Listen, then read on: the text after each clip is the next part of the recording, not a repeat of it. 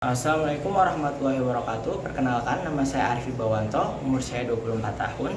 Saya lahir di Pekalongan pada tanggal 24 April 2001. Agama saya Islam, status saya belum menikah. Riwayat pendidikan yang saya tempuh, saya menyelesaikan SMA di Pondok Modern Darussalam Gontor dan lulus pada tahun 2019. Kemudian melanjutkan studi S1 di Universitas Negeri Yogyakarta pada program studi manajemen, Fakultas Ekonomi dan Bisnis, dan saya berhasil menyelesaikan S1 saya pada tahun 2024 dan memperoleh IPK sebesar 3,77. Kemudian selama saya studi manajemen di UNJ, saya banyak memperoleh ilmu pengetahuan tentang manajemen, baik itu manajemen dasar, kemudian dasar-dasar kepemimpinan, manajemen sumber daya manusia, manajemen keuangan, manajemen pemasaran, kemudian analisis strategi dan bisnis, pengelolaan risiko, pemberdayaan UKM dan lain sebagainya. Kemudian riwayat pekerjaan yang saya tempuh, saya pernah magang di Bank BSI sebagai di kantor area Depok sebagai consumer area staff pada bulan Oktober hingga bulan Desember tahun 2023. Untuk job desk-nya sendiri, yang pertama melakukan registrasi dan melakukan pengecekan dan registrasi syarat-syarat pengajuan KPR dan melaporkannya secara rutin. Kemudian mengecek dan melakukan transaksi di rekening-rekening mitra Bank BSI dan melaporkannya secara berkala. Kemudian juga menjaga stand-stand Bank BSI pada event-event tertentu dan serta menawarkan produk-produk yang dimiliki Bank BSI pada event-event tersebut. Kemudian saya juga pernah sebagai guru pengabdian di Sumbawa, tepatnya pada sekolah PMI Diamalela atau Pondok Modern Internasional Diamalela dari tahun 2019 hingga tahun 2020 sebagai guru dan juga pendamping asrama bagi para santri.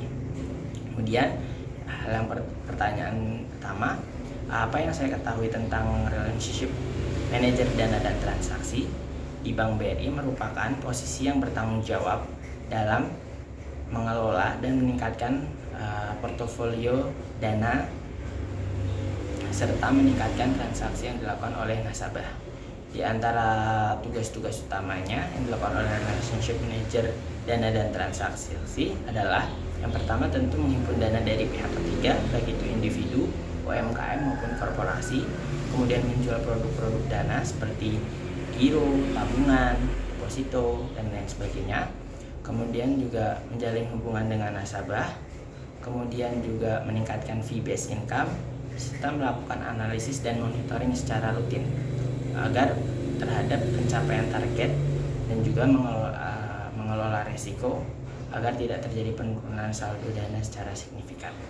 Kemudian untuk kelebihan dan kelemahan produk-produk dana Bank BRI, untuk kelebihannya, yang pertama, Bank BRI memiliki jangkauan yang luas, ditandai dengan rangkaian kantor cabang dan juga ATM serta mitra-mitra Bank BRI yang tersebar di seluruh Indonesia. Yang kedua, memiliki produk dana yang variatif dan inovatif, diantaranya seperti tabungan dan giro, kemudian seperti Simpede, Spitama, pengajuan kredit usaha, dan lain sebagainya. Kemudian memiliki keamanan dan kepercayaan di mata konsumen, kemudian juga didukung oleh layanan digital yang telah terintegrasi dan juga menawarkan bunga yang kompetitif kepada para konsumen. Untuk kelemahannya sendiri, yang pertama, biaya administrasi yang dinilai masih cukup tinggi dibanding para pesaing. Kemudian juga kurangnya layanan pada kantor-kantor cabang Bank BRI yang ditandai dengan antrian yang cukup panjang karena dikarenakan nasabah yang cukup banyak yang dimiliki oleh Bank BRI. Hal tersebut menandakan kurangnya pengelolaan layanan yang cukup baik. Kemudian juga fitur-fitur digital pada Bank BRI yang perlu ditingkatkan. Kemudian juga segmentasi pasar yang masih dinilai cukup tradisional, hanya fokus terhadap UMKM atau usaha-usaha mikro. Kemudian apa saja strategi yang saya akan lakukan untuk menghimpun dana agar dapat mencapai target? Yang pertama, tentu melakukan segmentasi dan targeting. Melakukan segmentasi pada nasabah-nasabah yang dinilai memiliki cukup dana yang cukup signifikan, seperti usaha-usaha korporasi, kemudian pegawai-pegawai BUMN, PNS, dan mitra-mitra bisnis lainnya. Kemudian yang kedua, dengan strategi mengakuisisi nasabah dengan menjalin hubungan dan dengan komunitas-komunitas UMKM ataupun bisnis. Kemudian juga menawarkan referral kepada nasabah existing dalam membawa nasabah baru. Kemudian saya juga akan melakukan program promosi dan loyalty, dan serta menjalin hubungan yang baik dengan konsumen. Kemudian saya lebih memilih untuk mengelola lebih dari 10 nasabah dalam portofolio bisnis saya. Kenapa? Karena yang pertama, untuk mendiversifikasi risiko.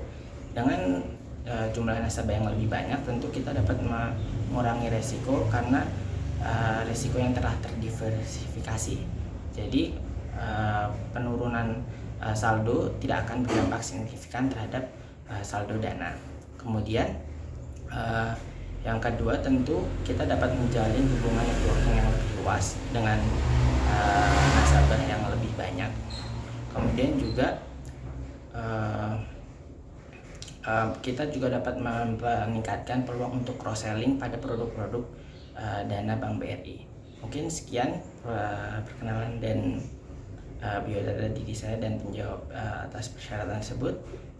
Demikian, kurang lebihnya mohon maaf. Wassalamualaikum warahmatullahi wabarakatuh. Terima kasih.